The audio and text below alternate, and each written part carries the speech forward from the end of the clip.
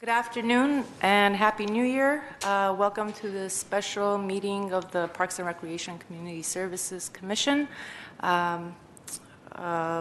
for January 28, 2019. May we have a roll call? Sure. Commissioners Babayan? Present. Babayan? Present. I apologize. I was off of the mic, so I'll say it again. I'm sorry. Commissioners Babayan? Present. Galfayan? Present. Michaels? Present. Wolfson? Present. President Asatrian? Present. Thank you. Next item. Next is report of recording secretary regarding the posting of the agenda. The agenda for the January 28, 2019 special meeting was posted on the bulletin board outside City Hall on or before Friday, January 25th, 2019. Next is item 2, introductions and presentations. However, at item A, we would like to request President Asatrian if we could please take it later in the meeting, as the members that are being recognized are not able to arrive until after 3 p.m. Good. And for item 2B, the person being recognized was not able to make it today, so we would like to take that item at our next meeting on March 18th. Okay, do we have to take any action on that second one? Pardon? Do we have to take any action on that second one? No, we don't. Okay, Thank you. Item 3, upcoming council agenda items. Thank you, Chair Asatrian, members of the Commission. We have a few items coming up. First item is January 29th, tomorrow. We'll be having the City Council in your neighborhood at Pacific Community Center. The meeting will start at 6 o'clock. Staff will be providing an update on a number of programs, aquatics program, youth and family services, and also senior services programs. On February 12th, we have 2 items. The VJC lease renewal. It's a motion to approve a 5-year lease for the Verdugo Job Center. And our second item would be a motion to award LA County grant funds to Glendale Youth Alliance for year-round programming. That's it for the month of February. Next item. Next is item 4, commission staff comments. Are there any? No comments. Okay. No comments. Madam President, if I may. Good afternoon, Madam President, members of Commission. We wanted to inform the Commission and our viewing public that effective January 1 of this year, 2019, all tree maintenance-related issues and concerns are being handled by our friends at Public Works Forestry. So even if we have issues within our parks, we will be contacting them, and they'll be working either through their staff and or through the contractor to handle all tree issues. We've been looking at this consolidation effort for some time. Some of it is looking at just the efficiency and a one number to call concept where the public has a tree within the walkway, right of way, and 2 feet away is a park tree. People have been getting confused as to who's responsible for what is. To make things a little easier for everyone involved, the residents and the public, even city employees not being able to identify which one is what. We've gone over did a quick study and found that the best option would be is for forestry to take on the challenge. So henceforth, it will be Forestry Public Works that handles our tree maintenance issues as well. Thank you. Thank you. Thank you. And President Asatrian, members of the Commission, if I may, I'd like to take the time to announce some upcoming events in our department. On January 31st at 10 a.m., we have the YWCA Glendale ribbon cutting at the YWCA. Tea Night Out will be held on February 1st and 15th at 5 p.m. at Pacific Community Center. On February 2nd, we're offering an urban hike entitled Historic Highlights of Downtown Glendale, which will start at Glendale Chess Park. On February 8th, from 6:30 p.m. to 8:30 p.m., we're offering a Friday night lecture, Tracking the Elusive Puma at the Tukmajan Wilderness Park. On February 9th, from 8 a.m. to 12 p.m., we have a Riverwalk workday at Glendale Narrows Riverwalk. February 15th, we have a teen workshop called Always Remember You Are Not Alone, starting at 5 p.m. at Pacific Community Center.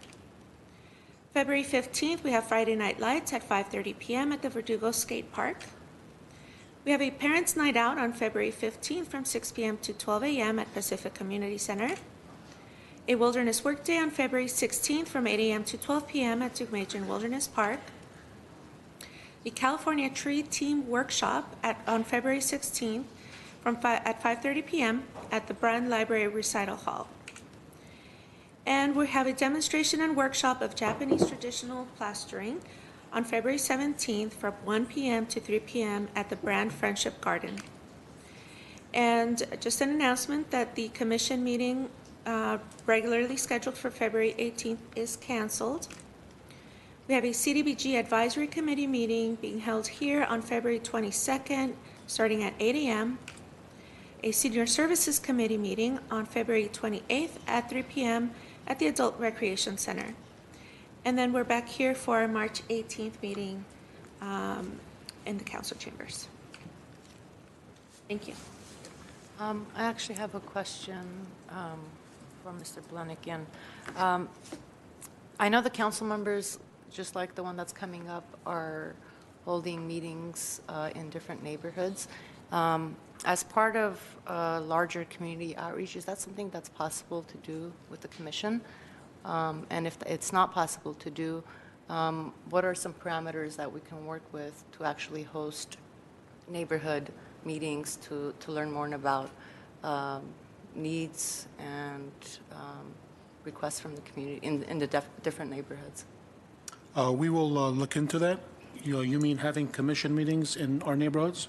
Possibly, and figuring out maybe a structure for that, so obviously it wouldn't be every meeting, but something along those lines where we as a commission also go out to the different neighborhoods and meet the community members. And I think that a fellow commissioner had recommended many times over about possible changes in the hours, so additional community members can join our meetings and participate. And I think that this may be something that goes hand in hand with that idea as well. We can look into it. We'll see if the council chambers is available for night meetings, that being number one. And logistically, we would need meetings televised. And if we have resources available to organize the meeting at our different locations, we will be we'll look into it. Thank you so much.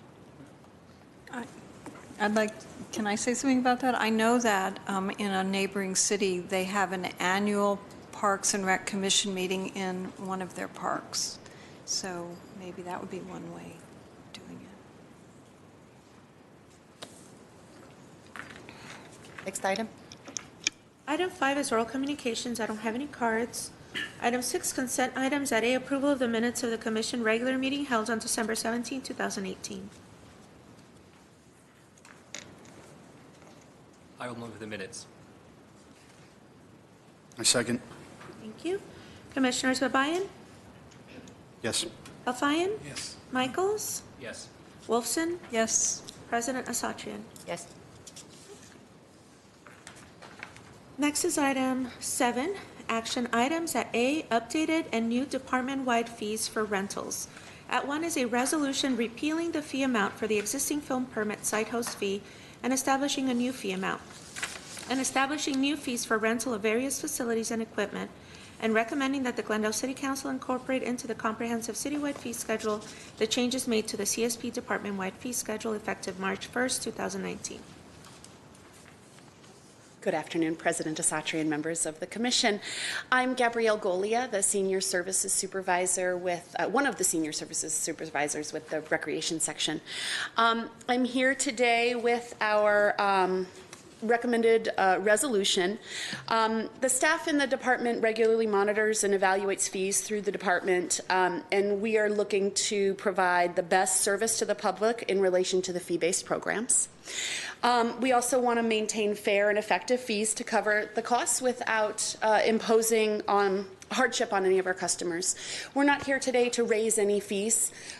We are adjusting one fee for staffing for film permits, and the rest of the fees that we have here today for you are new fees, either related to, either we haven't had a fee in that area before or it's a new area. And I have one slide for you. It's very brief.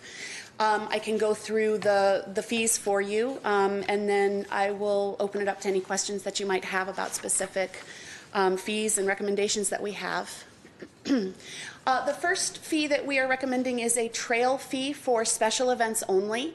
The department has been approached various times over the years about having trail races for both bicycles and running. Some of these are for 5K, we have one in the works right now for a 50K up in the Verdugo Mountains. The staff is recommending a $500 per day special event fee for the use of the trails, and that fee really is going for the administrative time that it takes us in order to put these permits together, and a basic fee for the use of the trails. They can't close trails off completely to the public, so it's not an exclusive permit in any situation, even if it's a 5K or a 50K, because all of our trails are accessible from other areas rather than just inside our parks. So the rental fee is very minimal in order to just allow us to collect on the administrative fee and minor ongoing costs for maintenance of the trails. In relation to that also is the trail fee for filming. The department has a standard of 150% of our standard rate is charged for filming commercial projects, and that is the same fee that we're recommending for filming. We do get approached every now and then for groups wanting to film on our trails. As recently as this season on The Rookie, on one of the national networks, we had some filming on the bottom of one of the trails at Brand Park. We do not currently charge fees for any of our citywide tennis courts. We do have 3 courts that are under contract with vendors. Those courts do have entrance fees, and the vendor on site collects those entrance fees and then pays the city a monthly rental fee for that. What we are recommending here is a filming fee only for if a film company wants to film at one of the citywide courts. For instance, Montrose is typically free, but if a film company wanted to come and shoot a couple of scenes there, we would charge, we're recommending a $50 per hour per court fee.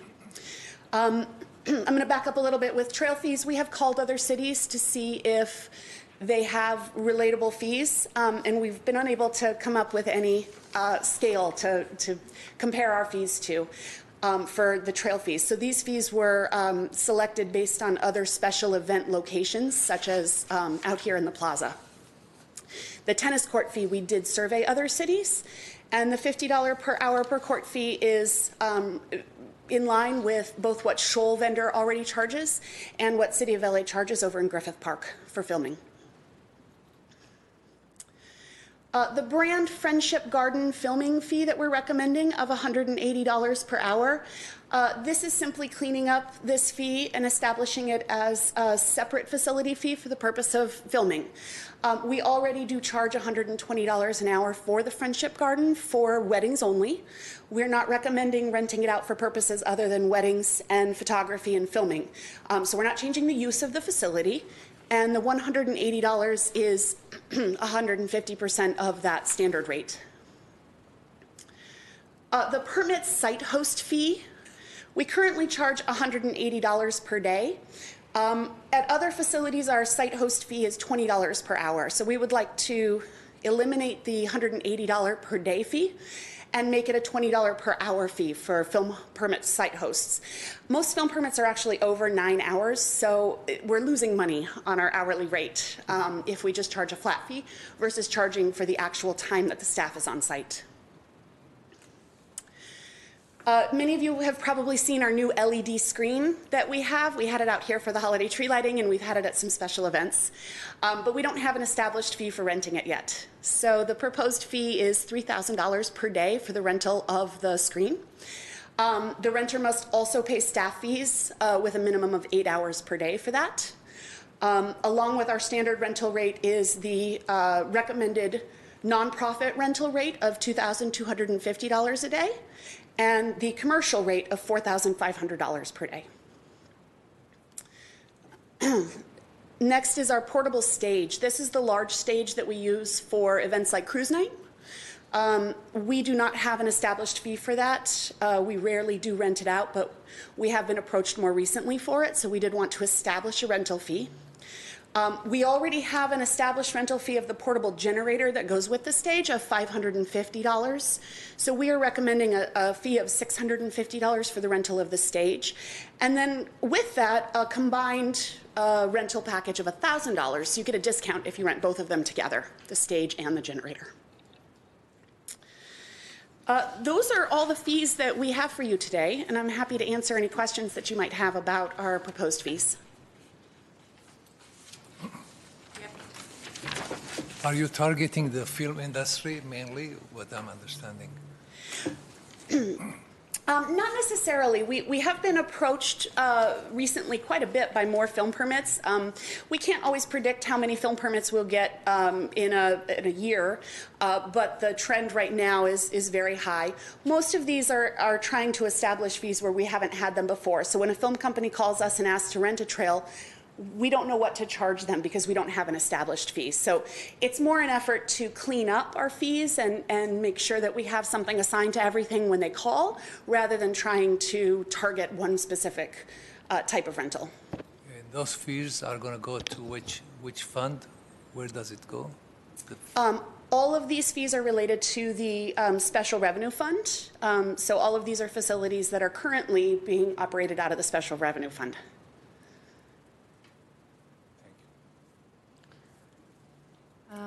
Any other questions? Well, I was going to ask, how, you said that you haven't had a schedule of fees in the past, but you were getting calls. So what would you do in the past? Did you just let them have it for free, or what was going on? We have had an approved rate for an acreage rate, which is an open space acreage rate. So we have utilized the existing acreage, approved fee for the acreage rental. But in all of these newer areas that we have gained as far as the trails, the more developed trails and the interest in trails, we've realized we really should have one that is specific to trails. So follow-up question then, are these fees higher, lower? How do they compare to this acreage rate?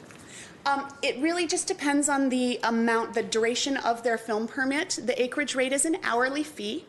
For the trail rates, for instance, we are suggesting a flat special event fee per day of $500. The acreage fee is $52.50 per hour. So depending on the duration of that permit, most are in the 10-hour range or more. It's pretty applicable. It's pretty similar in price. We're not looking to gouge anyone or lose money on it. And the screen rental, that seems like pretty expensive. I mean, can I? I'm going to invite Javier Betian up. He is our guru on the screen. Thank you. Good afternoon, Madam Chair, Secretarian, City staff. My name is Seva Garbidian, Senior Community Services Supervisor. So as it relates to the LED screen rental, right now the person that's responsible for the day-to-day operations of that screen, whether it's a citywide function, that responsibility is fallen upon my shoulders. When we first went out to do the research for an LED screen rental for our daytime activities, such as the Summer of Soccer World Cup viewing event, the company that we bought the screen from at the time quoted us $5,000 a day, including staff, plus power supply and feed to operate that screen during that event. At the time, we were looking at it as possible 3 dates that we were going to operate that event. So that's how the screen actually came into our possession. We started looking at opportunity, benefit, cost, what we could do moving forward. So the company that actually sold us the screen is charging us $5,000 for the same unit. So moving forward from there, we contacted a private vendor who quoted us $7,200. So the similar circumstances. So the $3,000 is right there. And when we say plus additional staff fees, we know that sometimes an event doesn't start until 6 o'clock at night, but given the logistics of the event and heavy equipment or anything that needs to be brought in, we might need to deliver that screen at 8 o'clock in the morning. So we say $3,000 plus the staff fees on top of that. And it takes 2 staff to operate that screen because it takes 2 people to tow it, basically. Thank you. Thank you for the explanation. Sorry, I think I missed the number. How much does the screen cost? The total purchase price, Commissioner Babayan, for the screen was approximately $73,500, of which a part of that money was paid through Economic Development Department. They've sponsored a part of that screen purchase, so our department paid about $49, the difference, and that was because they were willing to invest in the screen so long as we could use it for Glendale Tech Week, we could use it for Summer of Soccer. It was one of their project ideas that had come about, and last end of fiscal year, that's how we were able to make that arrangement. So on our department, from our savings towards the end of the year, it cost us about 49, the difference of 73.5, somewhere around there. Thank you. Excuse me. Does it need any maintenance where we keep it or anything? So, Chairperson Asadarian, Commissioner Kalfayan, the screen itself is on a regular preventative maintenance plan. Does it need maintenance? Yes, it does, in the following manners. The screen was equipped with a two generators, so the screen is fully encompassed onto that trailer. Those generators need to be operated every once in a while and serviced, and an oil change needs to be done or the air filters need to be cleaned out.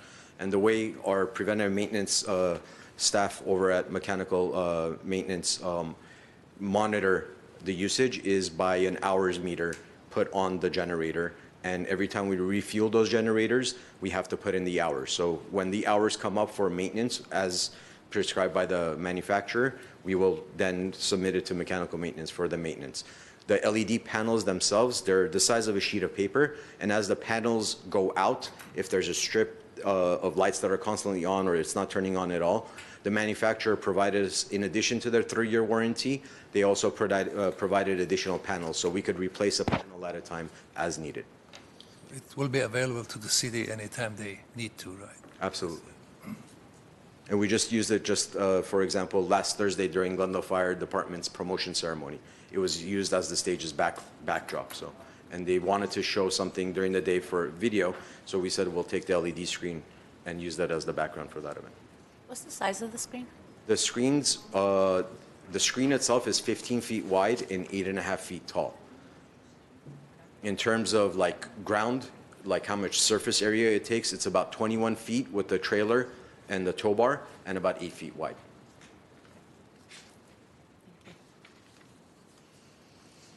Any other questions?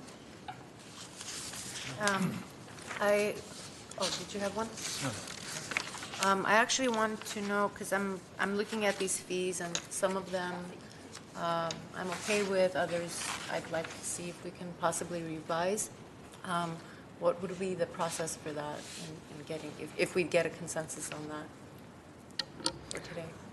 President Asatrian, you could start the conversation. So if there are any specific fees you'd like to see us revise, you can bring it up where your concerns are. And if the commission, if majority of the commission agree, we could vote as is. If it takes further research, then we will bring a report back with those fees. Okay. So if I may, I'd like to start off with the trail fees for special events. I have no issues with the fees as long as the beneficiary or the entity that's doing the special event is a for-profit. So if it's a for-profit, I'm okay with the fee. If it's a nonprofit, I think we, as a city, have a larger obligation to create partnerships and create opportunities for our nonprofits who do so much great work in the city. And I'd like to see, if they're doing an event to raise money for cancer or whatever it may be, I think we should be supporting them in any way we can. So my first comment would be on the trail fees with respect to special events. I'll go down each one. I'm okay with the filming fees for the trail fees and the tennis courts, as well as the Brand Friendship Gardens. The LED screen rental for nonprofit rental, I would want to remove that fee, but keep the fee for paying staff, is one suggestion I have. I actually think the $3,000 proposed fee is below market value. I know that, from galas and events that I've been a part of, when we try to run something like that, the amount is much, much higher. So I am open to raising that if the rest of the commission would like to, but specifically for profit. rentals. And then the portable stage, again, the $650 I'm okay with, but as long as it's not a nonprofit entity. President Desatrian and members of the commission, we do have a method in place for nonprofit organizations to request a fee waiver. We have a form that we do offer to them, so if a nonprofit comes to us and says, we're trying to raise money, we really would like this event, could you waive the fees so that we could raise more money for our event? We would have them complete that form, and it is submitted to our director for consideration. So many times for special events that are complete fundraising opportunities for the community and for our nonprofit organizations, we already do provide waivers of the established fees for events and for rentals. I'm not sure if that addresses your concerns specifically about these established fees, but we do have that method in place already. But that would be up to the discretion, event from one event to the other, right? Yes. Yes. We look at the history of the event. We look at, have they been granted this waiver or discount in the past? And we look at other groups that are similar to them in the type of event that they're running or the type of fundraiser where they're running as we evaluate each event.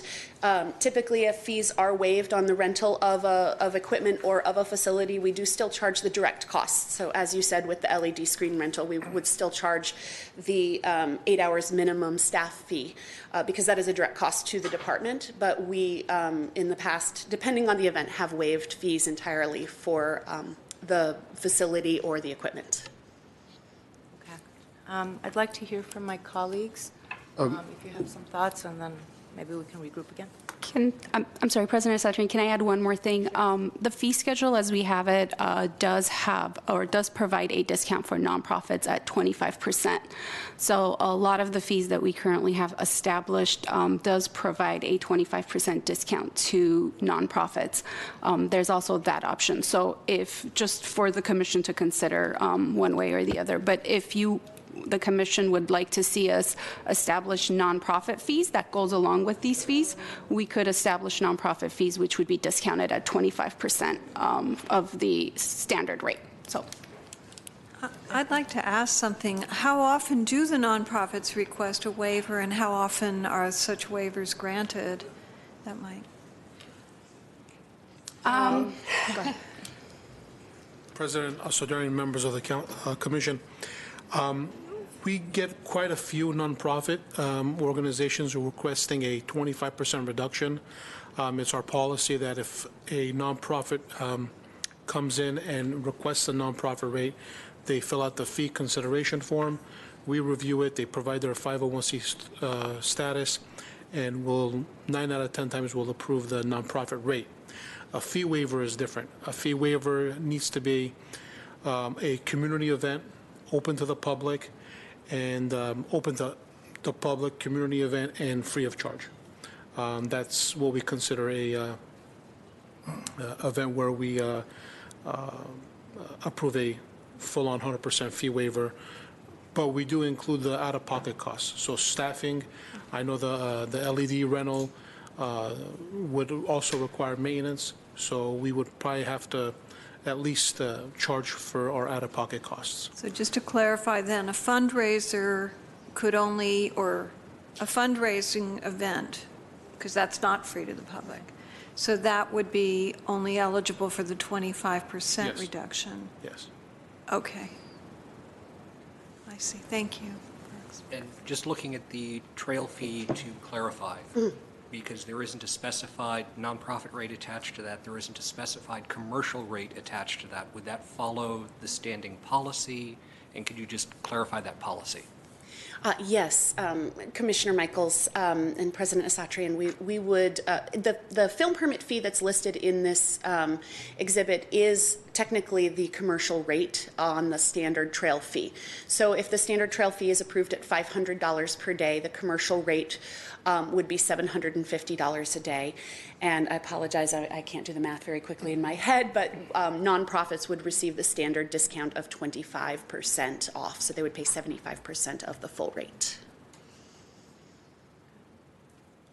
Can you repeat the criteria for the 370. fee waiver again? Not the 25% reduction, like the waiver The itself? fee waiver? Yeah. It has to be a public event, open to the public, free, open to the public, community-wide event. So I'll give you an Open Arts Festival on Brand Boulevard. That's a free event, open to the public. So we'll charge Glendale Arts for staffing all day. So, Out-of-pocket costs. yeah, so for example, the Back on My Feet 5K, if there's like a registration cost for people that are running in that, but it's a nonprofit, they wouldn't be eligible for No, it. they would need to pay the nonprofit rate for the trails. Or request an additional discount, and we'll review it with staff. So I still stand on my initial proposal. I'd like to go maybe one by one if my colleagues agree or disagree, so then we can just decide on how we want to move forward collectively. Well, looking at the trail fees, would there be any requirement of staff time if the public trails are still open and then you have a private event running on them concurrently? What would the staff requirements be? Commissioner Michaels and members of the commission, we would evaluate it on a case-by-case basis. For something like, for instance, the Back on My Feet 5K, we would assign a staff person at the bottom of the trails in order to maintain the facility, the restrooms, be there to handle an emergency should something come up. But we would ask that they walk the trails ahead of time and make sure that the trails are in a condition that are safe. We would send our trail volunteers up one time before a race, the Trail Safety Patrol, to make sure that everything is trimmed off and that there's not a safety concern. But actually having our staff up on the trails, no, there wouldn't typically be a direct cost to that. We wouldn't assign anyone on the trails. We would ask them to provide their own volunteers in order to mark the trail and keep the flow moving so that it didn't bottleneck up anywhere. But in comparison with the Verdugo 10K trail run, where the safety patrol is volunteers and they are on the trail at the time the event is running, is there any requirement for safety personnel on the trail if you have a 5K running and it's still open to mountain bikers? Commissioner Michaels, we haven't had our own safety patrol up on the trails in small races in the past. It has not become an issue on those, like the Back on My Feet 5K trail race. What we have done is just made sure that they have a first aid station and they have volunteers at any of the access points where other people could access the trails. And we did have them put up signage the day before, letting people know that this is what was happening so that they would know what to expect on the day of the event. The difference with the Verdugo 10K is that it is staffed and run by the Parks Department in conjunction with the Open Space Foundation. So we do staff it ourselves in that case and with our own volunteers. In order to, we fulfill the role that we're asking their volunteers and their staff to fill if they are renting the space from us. I was thinking maybe of a couple of possible ways to go on this, one of which would be maybe a bigger discount for nonprofits that are raising funds. Again, I don't know. I know I'm outside the box now, but it does seem like it would be nice if we helped a bit more for nonprofits. I agree with President Asatri, and I think especially for the trail fee for special events, as long as they're not-for-profit, that the fee should be slashed completely. And for the LED screen rental as well for nonprofits, and that the standard rate and the commercial rate potentially might need to be adjusted. I'm not sure how necessarily, but it seems like depending on how much use is going to come out of that 49 grand that we've put in, I think it might be a good idea to raise that a little bit. President Asatri and members of the commission, if we were to change the amount of discount that we give, it's not only going to affect the fees that are up on the screen, but over 200 fees that we have throughout our department, which pays for staffing, operational costs throughout our special revenue fund. So I would contact or talk to our legal department in terms of having no fees for the screen rental and for the trail fee for nonprofits, and get back to commission on our during our March 18th. But we need to take into consideration the other fees that we do have. If we were going to do it to these fees, then the 25% discount or the 30 or 40%, whatever we decide, will affect all of our fees department-wide, which will we will take a hit in our special revenue fund if we were to do that, especially with the increase in costs in our minimum wage, our cost allocation, and our internal service charges that other departments charge CSP.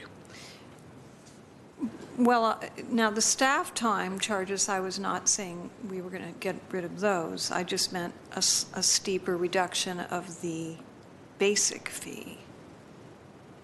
Does that change? Yeah, I as well didn't mean like any of the direct costs or staffing costs. Well, they pay for the staffing and the maintenance of our facilities and overall program operations. So, for example, if I were to take the nonprofit rate for LED screen and not charge for the rental itself, just charge for staffing at $20 an hour per employee, the maintenance and the cost of running the unit, there is going to be some charge. We haven't calculated yet because it's fairly new, but in terms of the wear and tear, we'll have more nonprofits, which would be a good problem, having more nonprofits use the equipment, but we would need some type of fee associated with the rental of the screen for a nonprofit rate. That is just staff's recommendation, but we will leave it up to the commission after we report back on March 18th. President Asatrian, Commissioner Wolfson, just to clarify, the revenues that come in don't just pay for these specific events. So, for example, like the trail fee, the overall revenues that come into the department help pay for some of the programs that don't operate at a profit or are not funded through our general fund. And so that's really what Mr. Bulanikian's referring to, is it's not specific to this event or the operation of the LED screen, but also raising funds to be able to run the programs that don't operate at a profit or don't cut even. And so if we change the rates and provide larger discounts or provide the rentals for free, then we're potentially reducing the revenue, which will then lead to future cuts with program funding. And so those are the things, I guess, to keep in mind in making the decision. And also, like Mr. Bulanikian said, I'm not sure that we can offer a different percentage of discount for one fee versus another. So it would have to be done department-wide with all the fees. And also, the legal ramifications of providing a service for free. And I'm not sure what that would be based on legal, but we're happy to look into it and come back with a report, should the commission's decision be to make it free of charge versus a higher discount, or whatever your decision is. And President Asadria, members of the commission, as it relates to the screen itself, my section handles all of our fleet maintenance needs. So all of our trucks, equipment are within my section for operation needs. We work with mechanical maintenance in all of our sections as to all our equipment. Every piece of equipment we have has a specific lifespan to it. And as far as the vehicles or whatnot we have in place, there's depreciation fee that attaches to it. Things such as the screen come at a very high price of purchase. Providing it for free to individual groups, which we would love to do, in my opinion, would shrink the lifespan of this screen. It may not recoup its funds to be able to rebuy it 10 or 12 years from now when we have to raise enough money to purchase. The free gets it more inviting, more exciting for people to use. It will get more use out of it. I can almost certainly attest to that. And just something for a commission to keep in mind, if we don't recoup funds and the lifespan gets shrunk because of the free use to a lot of other organizations, we may not be able to replace the screen in the right amount of time. So please keep that in mind as you make your determination. As a clarification, last meeting we talked about the Verdugo Skate Park and reducing those fees. Just to remind us, that came out of the Special Recreation Fund, which these fees go into? Yes, correct. So any fees that we do collect for rentals of any facilities such as this do support the Special Revenue Fund, which supports operations such as the Verdugo Skate Park and the kids that we are allowing to skate for free and the resident adults over there beginning Friday. Would it be possible for us to, in that report, get the costs of the wear and tear for the screen and how much it would cost to operate? And perhaps the alternative to the price that's here for nonprofits is, that is the fee that is charged along with the staff fees. And so it's kind of a win-win situation for both the city and the nonprofits. Do you have the same concerns with the portable stage? Okay. Sorry, President Osorio, members of the commission. We bought the stage in 2006. We use it probably between 20 and 25 times a year. The life of the stage, most probably we need to replace within the next few years. Hopefully, with the $650 a day or per discount per event, that would allow us to recoup our costs. The stage was back then $75,000, and I'm sure it's increased by 30–40%. But we hope to have this fee assist us in purchasing a new stage within the next few years. It won't be much, but we want to get the ball rolling and start marketing to community groups and organizations that we do have a stage. Do we have a price point for stage rentals if they were to go to a private entity? Between $1,500 to $5,000 an event, depending on how big the stage is. Okay.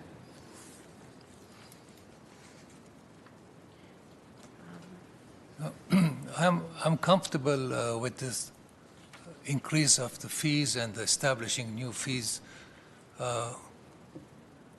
because there is a consideration of if nonprofit organization needs more discounts, they're able to come and apply for it, and they'll be reviewing it and giving back to them. I don't see any reason to go more detailed on this because they're the staff and they know who to give more details and they know how to maintain their equipment. Any other comments?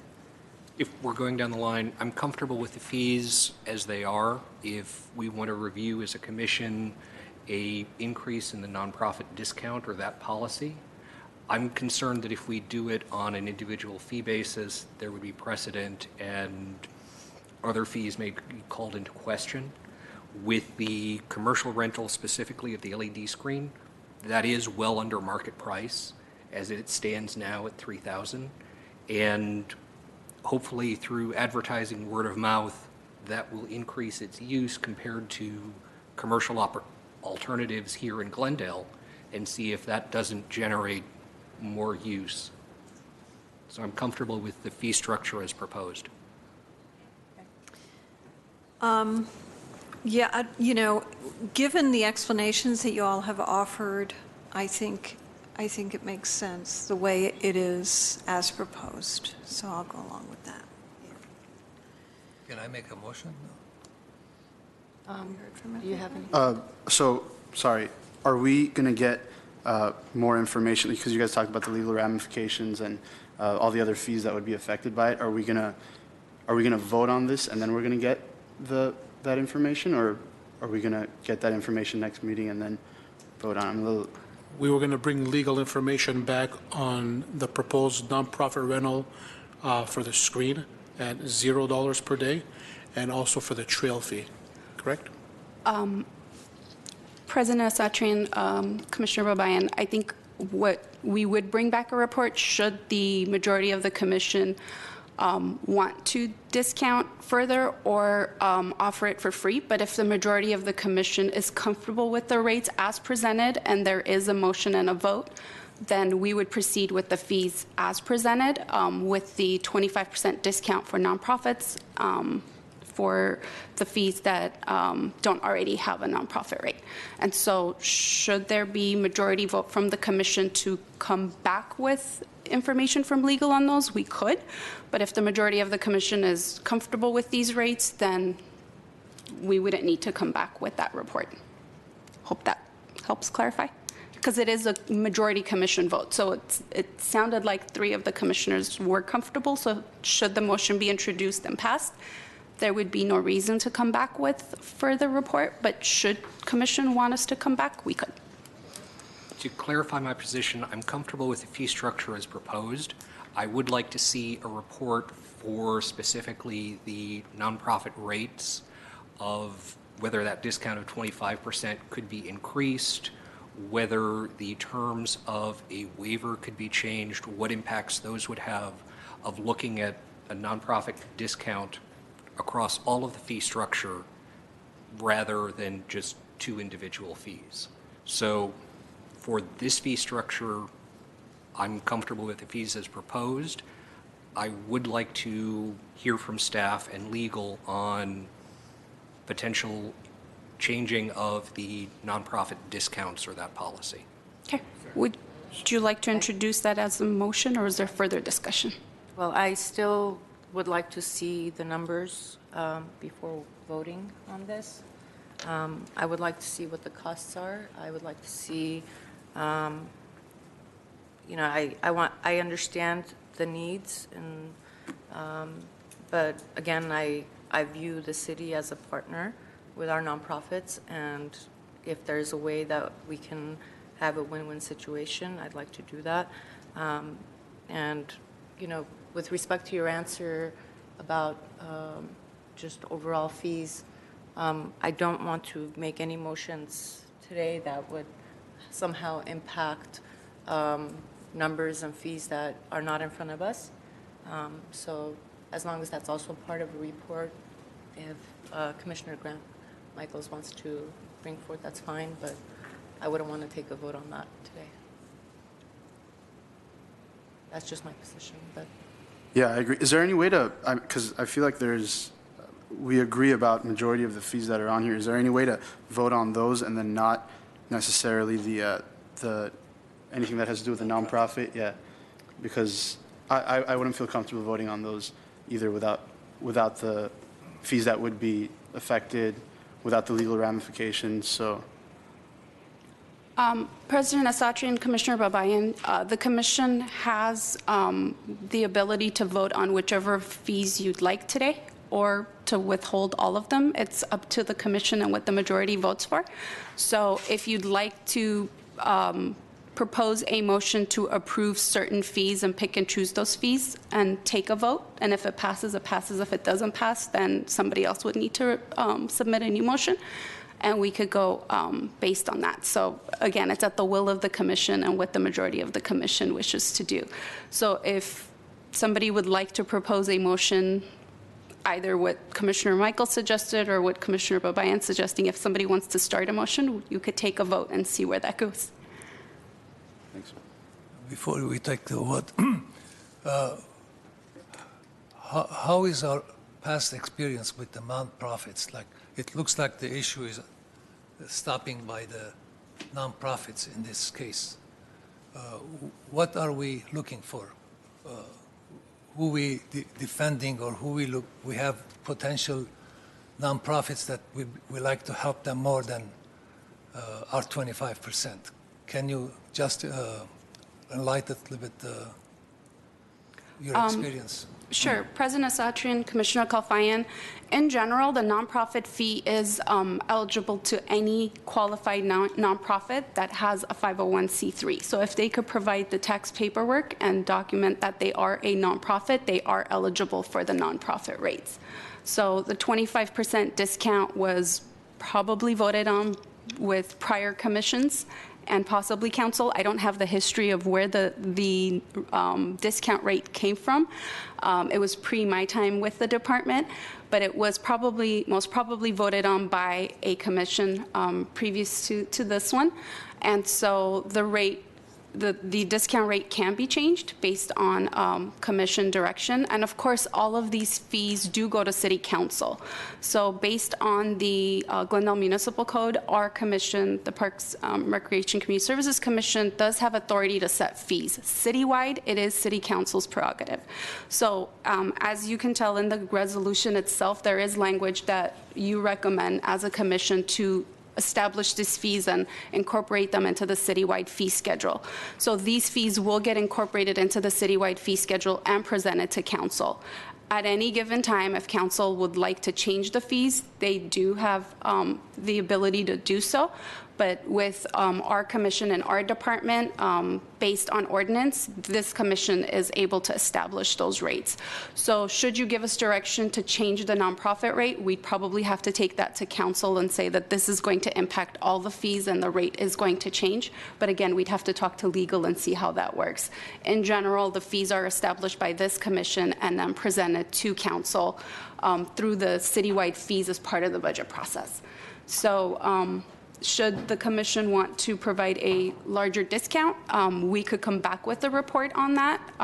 And whatever the direction is of this commission, that will then go to city council for adoption. Can I ask a question? What specific information would you bring back to us about that?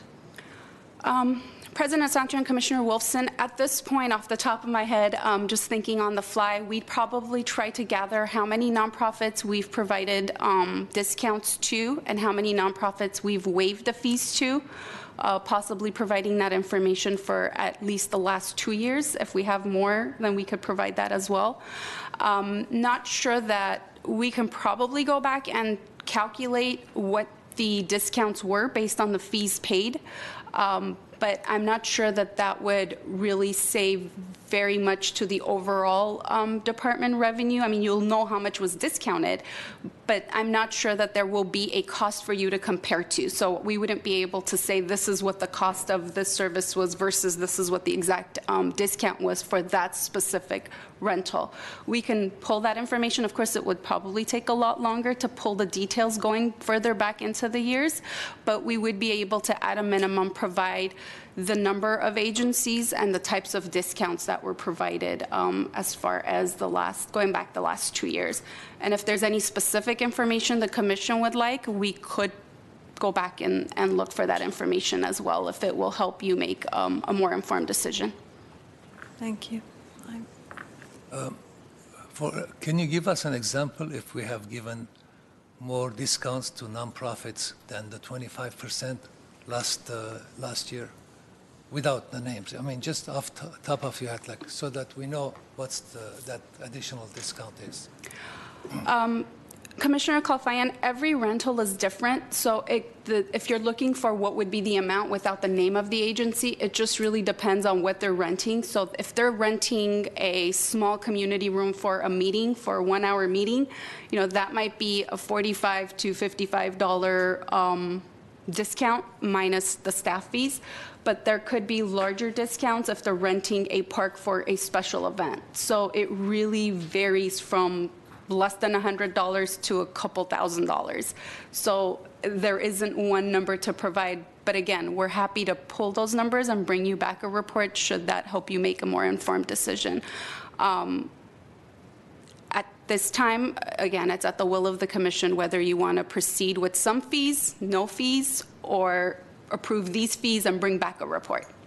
In terms of information provided, but we'd also get the legal ramifications and which fees would be impacted by voting, for example, let's say to slash a nonprofit fee for trail fees, right? Correct. So we would bring back the entire department fee schedule, which is also available online.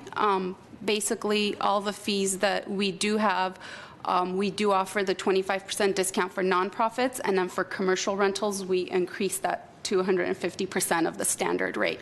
So yes, we could bring back every single fee that the department has and show you what the current standard rate is and what those discounts are. if that's what the commission would like. But whatever decision you make as a commission, it would most probably impact all the other fees. And if you choose to say, well, this specific fee is what we would like to discount further, that will need to talk to legal and come back with. Oh, I see, okay. But that only applies if we want to do a percentage discount increase. That would not apply if we decide, as we're implementing new fees, to say that we don't want XYZ fees to be applied to nonprofits, correct? No, it wouldn't. If you mean. Yeah, the ones that are in discount front of rate? us today? Correct. If you don't want to charge a fee at all, it wouldn't matter what the discount rate is. So if you don't want to charge a fee at all, then we would just, again, come back with a report from legal on whether we could choose not to charge a fee and provide that service or equipment for free to a nonprofit. Do you have any motions either way?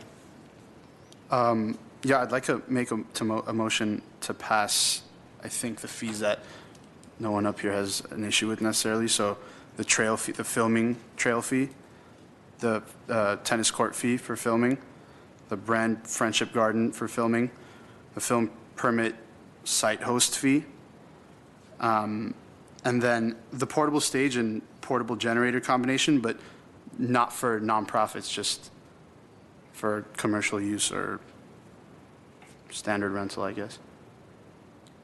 And for the LED screen, are you comfortable with the standard rate and the commercial rate, and then leave out the nonprofit rate?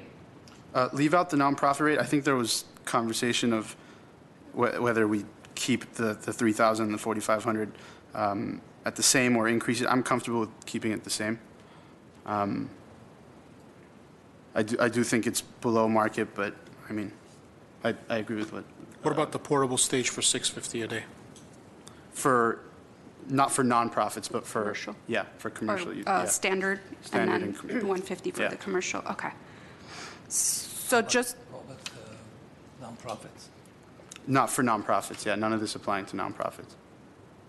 okay, so just to clarify the motion, Commissioner Babayan is suggesting that we approve all the fees that he just mentioned, and bring back a report on the trail fee for special events and the LED screen rental for the nonprofits and the portable stage for nonprofits, correct?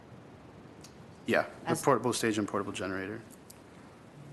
So both, portable stage and the portable stage with generator combination? For nonprofits, For yeah. nonprofits, okay. And then we'll bring back a report for those as it relates to discounting altogether. So no fee for nonprofits, correct? Well, and I'd like to see what the costs would be associated with the LED screen operations. So, Okay. again, like I had noted, I'm okay with paying for staff and all of that, and if it means that somehow the use and the wear and tear and whatnot, there's a certain amount that's needed, I'm very much open to that as well. I just don't. Just for clarification, President Kalfayan, I promoted you again. President Asadrian, members of the commission, we won't have a lot of data on the screen. It's brand new. For us, it's brand new. In the market, it's brand new. So we will not be able to tell you what those maintenance fees would be until we've had it at play for a couple of years to see how often those bulbs are going out, what kind of maintenance it requires. So we won't be able to reasonably bring you back a cost estimate onto what the maintenance would be on that. That would be a fair estimate because we just don't know at this time. So I want to make sure that's clear so that next time we come back, we may not have details on what the maintenance costs are. It's brand new. It should not have any issues right now. But give us a couple of years, 2, 3 years down the road, we'll know what the historical problems are. And as older as equipment get, the more problems you anticipate. So please bear that in mind that we may not have full information for you on that. President Asadrian, members of the commission, for the trail fee special event, I know we touched on the nonprofit, but we do have commercial events. So can we keep the 500 for commercial events and we come back to commission? Yeah, sorry, that's what I meant. It was unclear, yeah. Yeah, that was unclear because Yeah. trail fee you wanted to take out. No, So- trail fee as it pertains to the nonprofits take Take out. Yeah, But for the $500 a day, you're okay with? yeah. Sorry.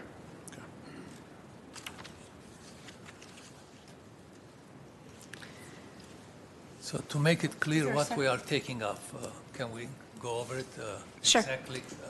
So to repeat the motion that was presented, basically Commissioner Babayan is proposing to approve all the fees as presented at the standard rate and bring back a report for trail fees, special events for nonprofits, the LED screen rental for nonprofits, the portable stage for nonprofits, and a portable stage and portable generator combination for nonprofits.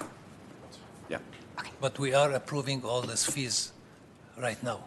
Except for nonprofits. He's presenting a motion to approve all the fees except for those four that I mentioned for nonprofits. So all the fees will be the standard rate. For the ones that were not excluded, it'd be a 25% discount for the nonprofit rate and 50% of the standard rate for commercial. What would be the rates till it's been approved? Wait. Sorry. All the fees, so these are standard rates. So for example, like the LED screen, you've got $3,000 is the standard rate, and the commercial rate is $4,500, which is basically 150% of the $3,000. So all the fees are that way in the fee schedule. So there's the standard rate, which is the non-commercial rate, and then there's the commercial rate and the nonprofit rate. So all the fees as presented are the standard rate. The only one we're really listing out for you is the commercial rental rate for LED screen. But all the other fees would be similar. So you would take the current fee. So for example, for the trail fee, it's $500. It would be $750 for the commercial rate. Does that make sense? Yes. What was it that you said about because I didn't follow the 25% off right now for, The ones that we excluded, so the trail fee. you're saying we excluded. Correct. Okay. The ones we excluded, it doesn't apply to the ones we No, excluded.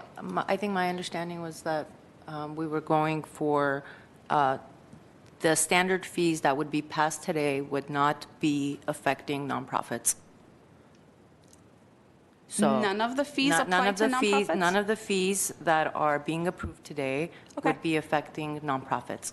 My question will be, if tomorrow someone comes in nonprofit, what you gonna charge? It's a very good question. That was present, so that would be my question. If between now and the next time we come back to commission to establish whatever fee or non-fee may be for nonprofits for these items, tomorrow somebody wants to rent the screen, what are we charging? So do we take the standard rate and do the standard 25% deduction and have that until commission has established a fee for nonprofit? That would be a question or guidance we would need as well. On Well- any of these fees you're adopting today that do not exist currently, standard fee applies, yet for having to consider a nonprofit rate or nothing at this point, do we just take that rate if somebody wants a nonprofit rate, just apply the standard 25% to come up with the rate until this commission decides what to do with those? What would you do if it was today, before the vote? So somebody came in, a nonprofit came in earlier this morning and requested the LED screen. We haven't approved these fees. What would you do? Depending on type of the event. So if it was a nonprofit event, private nonprofit event, we would charge 25% off. The standard rate with 25% off. If it's a open event, public event, open to the community, free, something like the Glendale Arts Festival, something like Glendale Cruise Night, if Glendale Cruise Night was a non-city event, then we would charge for staffing only out-of-pocket costs.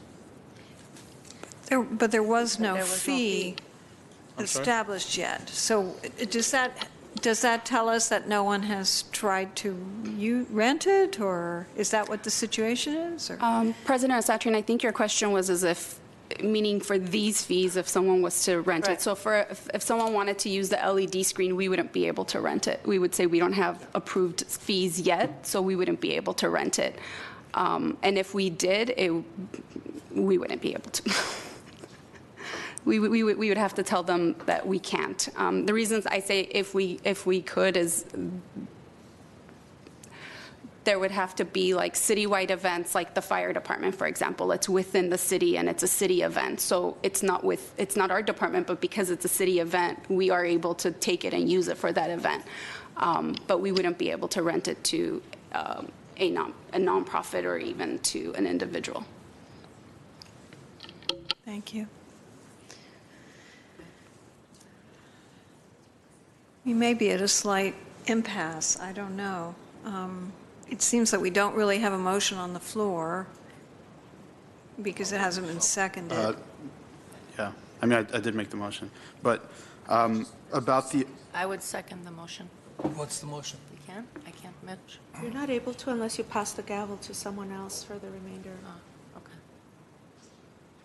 So, do you want to clarify your motions? so the part that I would clarify, or I guess maybe we could have a quick discussion about, would be for the LED screen rental, since not voting on the nonprofit part of that would make it so that a nonprofit couldn't use it tomorrow. Is kind of at odds with what we're trying to do, I think. So maybe by establishing some type of like temporary fee that we can revisit once you guys come back with the information, maybe the standard, whatever, 25% but temporarily until we get, only because obviously we wouldn't want to hinder a nonprofit from coming in and renting. Yeah. The fees will be in effect in 30 days, though.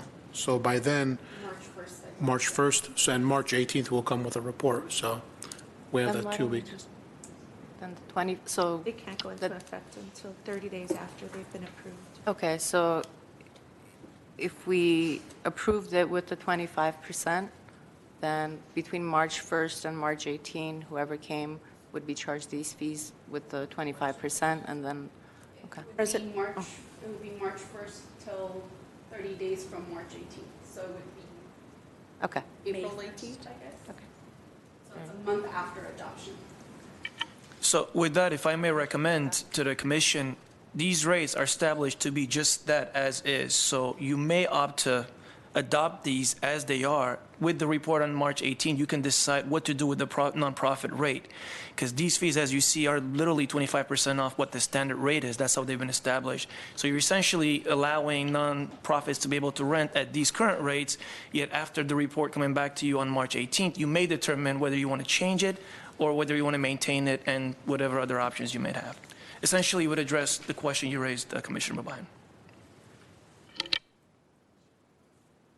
So the motion is we're approving the new fees and adjustable fees at this time.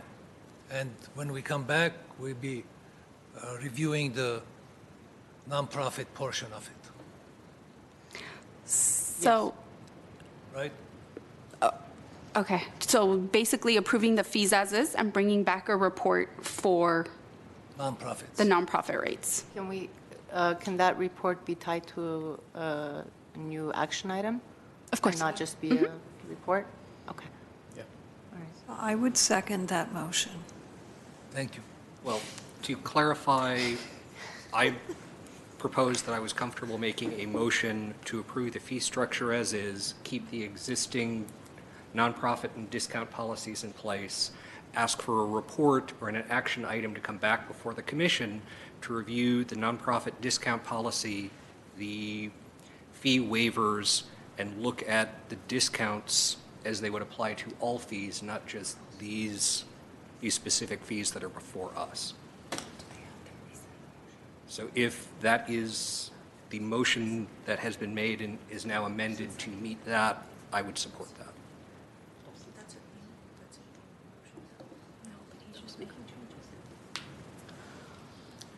Just to, I'm sorry, President Kalfaya, and I'm sorry, we want to make him president. President Asatrian, members of the commission, I have on record a motion by, and please correct me if I'm wrong, I have a motion by Commissioner Kalfayan with a second from Commissioner Wolfson.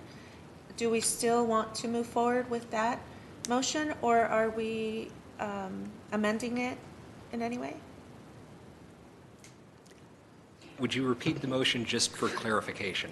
My understanding is the motion is to approve the fees as presented and to bring back a report regarding the nonprofit fee structure or the structure of the fees. He also noted something about adjustments.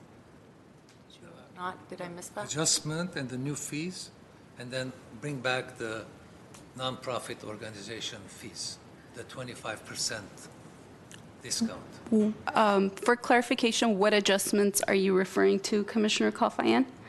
So the fees as presented is what you're referring to, right? So some are new and some are being changed. So that's what you mean by adjustments? Okay, so the fees as presented, with the report back on the nonprofits as an action item in order to be able to change the nonprofit rates should commission wish to do so. That was the original motion. It was seconded by Commissioner Wolfson. So do you guys want to take a vote on that, or do you want to? Well, we would have to take a Or vote we on would, that. okay.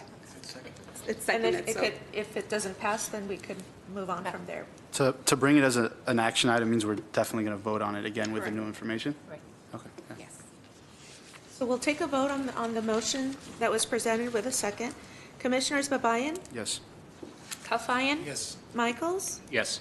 Wolfson? Yes. President Asatrian? Yes. Motion carries. Next item? I see we have guests. Yeah, Guests that have been already. waiting. President Asatrian, members of the commission, if we could go back to item 2A, that's under introductions and presentations. It's recognition of members of the community for art exhibits at the Adams Square gas station. President Asatrian, I have with us several community members from the Adams Hill community and John Muir Elementary School, and I'd like to thank you for your patience for waiting for us. The Adams Square Mini Park was, I believe, built around 2007. As part of that project, the Adams Square gas station was restored and rehabilitated and kept as a community space. And there has been a lot of art exhibits that has gone into the space. And over time, it's evolved where Community Services and Parks used to have the commission, the Arts Commission as part of the department, and we used to exhibit art. And then when the commission moved to Library Arts and Culture, the Library Arts and Culture department is now working in partnership with us to display art. But there was a agreement and a partnership with the Adams Hill Neighborhood Association to be able to have a holiday display at the gas station. And with us today are some community members and residents and faculty advisors and student council body from John Muir Elementary School, because over the last 4 years, they've taken time out of their busy day and their lives and their jobs to help us exhibit art in the Adams Square gas station. And we are very appreciative of that effort, and we would like to present a certificate of appreciation with us today, and who has been the lead with the artwork, and I have a couple slides just showing the art over the years, is Kathy Herenda. She's an Adams Hill resident and an artist. Stephen Meek, who is the Adams Hill Neighborhood Association Vice President and also helps with the installation and de-installation of the art. Nick Mazieres, I hope I got that right, which I believe he didn't make it today, but he has helped, assisted in creating the installation. Arlene Vidor, who's also a resident, and she's also on the Arts Commission, and she's helped with the PR and outreach. And with us from the school, with John Muir Elementary School, we have the principal, Juanita Shahijanian, and we have the faculty advisors, Lana Hulis, I hope I pronounced that right, and Agnesa Vartani. And just wanted to kind of show you some of the exhibits that they've helped put together over the last 4 years. This one specifically was called Our Starry Nights. It was a rendering of the hilly Adams Hill neighborhood made entirely of cardboard and paint. The installation was designed again by Kathy and Stephen Meek, and their cardboard houses were all painted by community members ranging from toddlers to seniors. And approximately 50 people participated in painting the cardboard houses that were built by Kathy. The night sky over Adams Hill is depicted by 660 paper stars decorated with glitter by students from John Muir Elementary School. The next one that they did in 2016 is Peace on Earth, and the students from the school contributed by painting and glittering the decorative doves. And there's also a reception that the Adams Hill Neighborhood Association hosted for the community. The next one in 2017, it was called We're All in the Same Boat, and this artwork was meant to emphasize that despite any differences in language, culture, beliefs, or even personal opinions, we're all members of the same community, and by doing this together, we create a better place for ourselves. And if I'm not mistaken, I believe Kathy had gathered all the pieces from trash around the neighborhood and had put together this exhibit, and the students from John Muir helped paint the cardboard fish that swim around the boat. This year's installation was called Moving Together Toward a Bright Future. It was a whimsical depiction of the community working, playing, and living together to make the world a better place, even in the face of challenges and current events.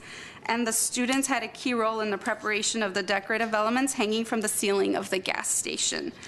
So I just wanted to take a second and thank all of them for all the hard work they've done in beautifying our city and the community and having art in a public park. I believe President Asatrian had some certificates to present. So before coming down, I'd like to read what's on the certificates. The Community Services and Parks Department recognizes, and it's names of the individuals, for their valuable contributions to the installment of art exhibits in the Adams Square gas station. We appreciate your passion and dedication to Adams Square Mini Park and your commitment to going above and beyond for the Glendale community. I'd like to have my colleagues come down with me to present the certificates.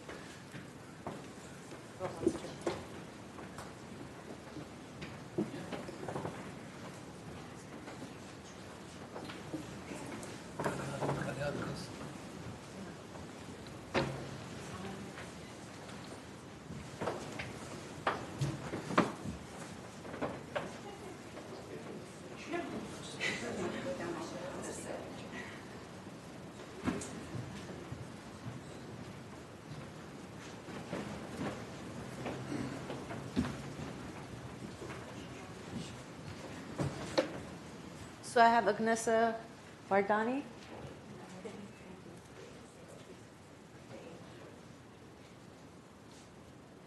I have Stephen Meek.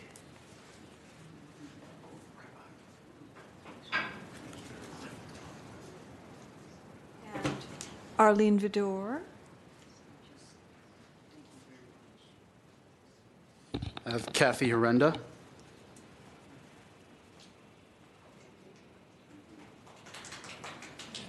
Lana Julius.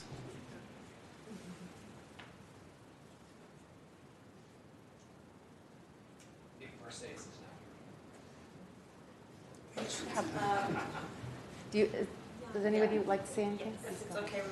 Hi, I'm Miss Hewless. I'm a fifth grade teacher at John Muir Elementary School and student council advisor. And we would like to introduce our student council office today. So if you'd like to come up when I call your name. This is Brianna Cuillar. She's our president for student council. Come on up, Brianna. And we have Anna Avagimian. So come on up. Hi everyone, I'm Ms. Vartani. I teach sixth grade, and me and Ms. Hewless are student council advisors.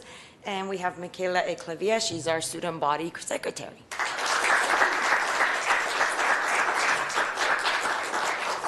actually yours, you guys. I would like you to take a photo for them. Can we take a group photo for you guys?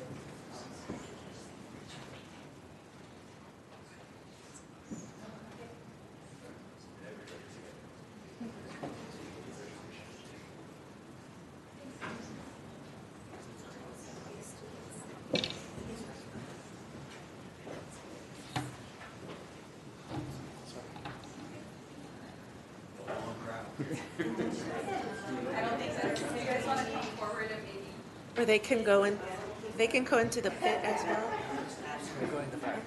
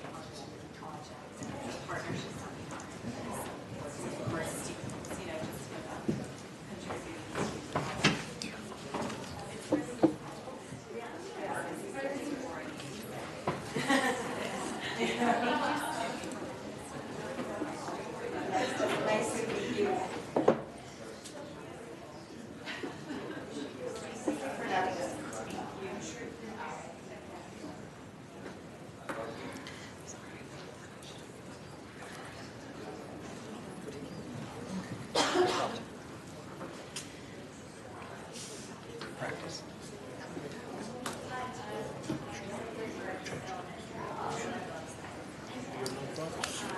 Okay.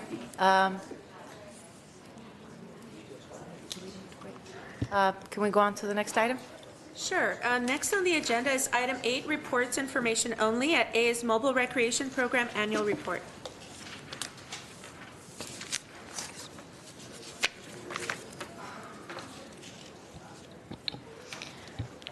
Good afternoon, President Asaturian, Commissioners, and City staff. My name is Melanie Amazaspian.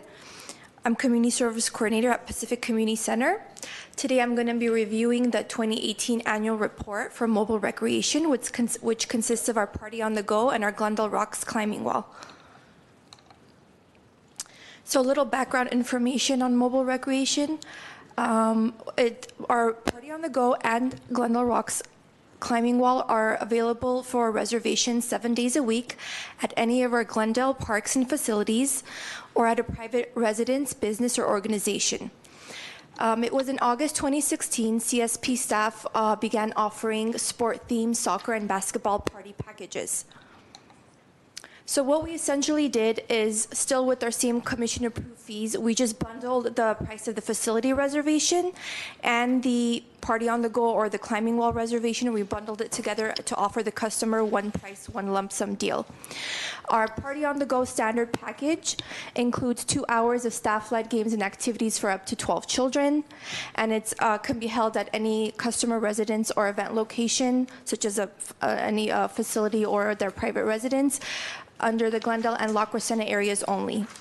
Our Party on the Go Package A, which is our basketball party package, and it's pretty much our most popular party package. This is where I get usually the most inquiries, because it's the kids love playing basketball, and we have a great gymnasium at Pacific, so they get to use the half of the gym, either which is usually Gym B, that's where the popular side, which we have the stage, for 2.5 hours, and it's 2 staff-led games and activities for up to 24 kids. It includes arts and crafts as well. So this year, our popular arts and crafts theme was slime, which included with the basketball games and activities. And our package B, which is our soccer package, it's the use of our multi-purpose field for 2 hours and use of our picnic shelter for 2.5 hours, again, which include our staff-led games and activities. So for Party on the Go this year, we rented it 11 times, and we received over 20 inquiries regarding fee information on and location restrictions.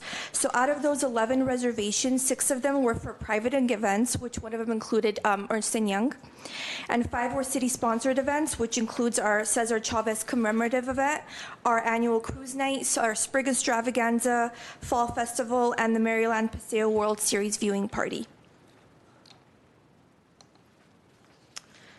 So next, our Glendale Rocks Climbing Wall. So for our climbing wall, the standard package, it's $300. Again, we take the climbing wall at any location within the Glendale and La Crescenta restrictions at a customer residence or event location. And it comes with 2 staff and all our wall and gear equipment. And our package A consists of the use of a Pacific Community Center Gymnasium A or B for 2.5 hours, and the climbing wall itself with 2 staff with wall and gear equipment. And that party package is $600. Again, it's same concept, same commission-approved fees, just bundled into one lump sum price. So during the 2018 year, Glendale Rocks Climbing Wall was rented 18 times. Out of those 18 times, 8 were interdepartmental special events, some of which include our annual Cesar Chavez commemorative event, our extravaganza, cruise night, National Night Out, Glendale Fire Service Day, Glendale Police Department Open House, and our Fall Festival. 7 of those reservations were for private events that took place at a Glendale park or facility. The Glendale Unified School District reserved the climbing wall 3 times for their after-school functions, which included the Glendale Triple ELP Field Day event, Tour Middle School's 8th grade graduation celebration, and the Glendale Elementary PTA. So for fiscal impact, this year, mobile recreation generated a revenue of $11,636. With taking into consideration our hourly salaries and benefits and maintenance and operational costs totaled at $61.96, which left us a net profit of $4,900. So if we, in comparison to 2017, we came about $2,493. So how we market mobile recreation, we do it through our Community Services and Parks Leisure Guide. GUSD launched their Peace Jar program, so that, you know, we're no longer using the wrap-ups, so it's got replaced by the Peace Jar program.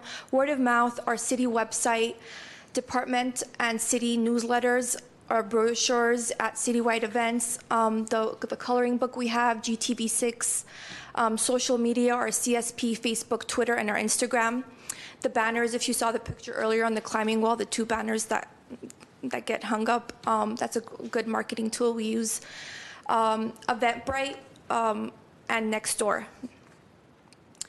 So for our One Glendale After School Youth Sports Program, we've established a really good relationship with the principals. We have a very good relationship with Carmen over at Edison Elementary, and she's great at posting a lot of the events on Peace Jar, and we're hoping to have the same relationship with the rest of the principals and the Glendale Unified School District, because we're noticing that we get a lot of inquiries and grabs a lot of attention from parents, and we're noticing a huge difference when we do that. So that's something that we're going to be definitely doing this year. And if you have any questions, I'd like to take any questions. Thank you for your great work. Are there any questions? Just my thanks. I'm glad to see that there are more rentals and that the engagement is increasing. Great. Thank you. Thank you, Commissioner McGrath. Thank you. Next item. Next is 8B section activity reports at 1 workforce development. Hello, good afternoon. My name is Judith Velasco. I'm the Workforce Administrator under the Workforce section of the Community Services and Parks Department. So good afternoon, President Satria and members of the Commission. I'm happy to present my report. Our section is completely grant funded, so we receive federal funds through the Workforce Innovation and Opportunity Act that was passed in 2014 by Congress. We also apply every year for competitive grants through our local, state government, and foundations. So that's able to support our location called the Verdugo Job Center, where all of our services are administered. So our office is located at 1255 South Central Avenue in Glendale. We've been at the facility since 1999, and it's really conducive to the work that we do. In terms of our report, because we are funded through federal legislation, we are required to write a local plan that provides a design of how we develop our programs to the public. This local plan was written back in 2017.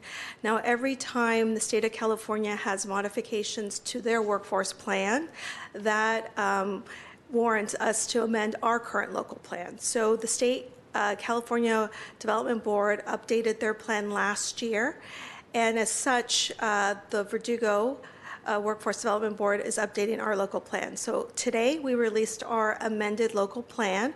It is on our website, verdugoworkforce.com, as well as the city website. We have copies at our location, and it's a 10-page modification that focuses on the key populations that the state would like us to provide services to. These populations are English language learners, CalFresh consumers, non-custodial parents, and individuals with intellectual and developmental disabilities. So our board has had a history in providing services to people with disabilities, and as such, we have a known best practice model that we're going to use for the other populations that we serve. This model was created through our Uniquely Abled Academy, which is the only academy in our region that provides services to people in the autism spectrum disorder in manufacturing training. So that model has been in place since 2015, where we've partnered with the Department of Rehabilitation, with regional centers and other CBOs in the area of disabilities. So that partnership model we have illustrated in our local plan, and we plan to implement that model with the other populations. So we do have that plan. We welcome input. We have a 30-day public comment period that started today. When we released our plan in 2017, I think we received a total of 3 comments. So those comments we did incorporate in our plan. Most of the comments ask questions on how we provide services to English language learners. So we did incorporate more robust language based on those comments. So we do read every comment that we received during this public comment period. We welcome public comments. We actually also posted our plan, a notification in the LA Times, in the Glendale News Press, and the Burbank Leader, and La Cañada Valley Sun. So we are soliciting actively for those comments. Additionally, I am happy to announce that we did receive funding from the California Workforce Development Board in the amount of $300,000, and that funding is to support services to people with disabilities in our region. So we are part of the Los Angeles Basin region, where there's a total of 7 workforce boards, Verdugo Workforce Development Board being one of those boards. In that region, we are the ones that have the dynamic programming to serve individuals with disabilities. So this funding is going to allow us to work with the other boards to help them implement similar programs in their region. So we're honored that out of, I would say, I think over 50 applicants, we were one of the few selected. I'm happy to answer any questions as it relates to the local plan and to our funding, as well as to general services that we provide in our section.